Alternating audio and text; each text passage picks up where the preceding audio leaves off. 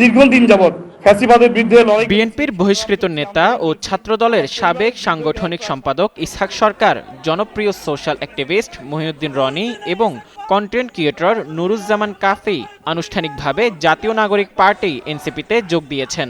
শুক্রবার রাজধানীর diploma engineers institute মিলনায়তনে আয়োজিত এক অনুষ্ঠানে তারা দলটিতে যোগ দেন। এ সময় এনসিপির কেন্দ্রীয় নেতারা তাদের ফুল দিয়ে বরণ করে নেন। দলীয় সূত্রে জানা গেছে, ইসহাক সরকারকে এনসিপির গুরুত্বপূর্ণ সাংগঠনিক দায়িত্ব দেয়া হতে পারে। তাকে ঢাকা মহানগর দক্ষিণের আহ্বায়ক করার পরিকল্পনা রয়েছে দলটির। এই লক্ষ্যে বর্তমান আহ্বায়ক আলাউদ্দিন মোহাম্মদ পদত্যাগ করবেন বলে জানা গেছে।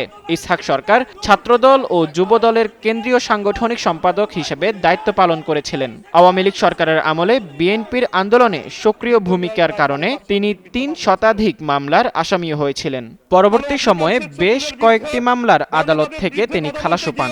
সবশেষ ত্রয়োদশ জাতীয় সংসদ নির্বাচনে ঢাকা ৭ আসন থেকে বিএনপির মনোনয়ন চেয়েছিলেন ইসহাক সরকার। তবে মনোনয়ন না পেয়ে স্বতন্ত্র প্রার্থী হিসেবে নির্বাচনে প্রতিদ্বন্দ্বিতা করায় তাকে দল থেকে বহিষ্কার করা হয়। একই অনুষ্ঠানে এনসিপিতে যোগ দেয়া মহিউদ্দিন রনি রেলে অনিয়ম ও দুর্নীতির বিরুদ্ধে দীর্ঘ আন্দোলনের মাধ্যমে পরিচিতি লাভ করেন। অন্যদিকে নুরুজ্জামান কাফি সামাজিক মাধ্যমে সচেতনমূলক ভিডিওর মাধ্যমে পরিচিত মুখ।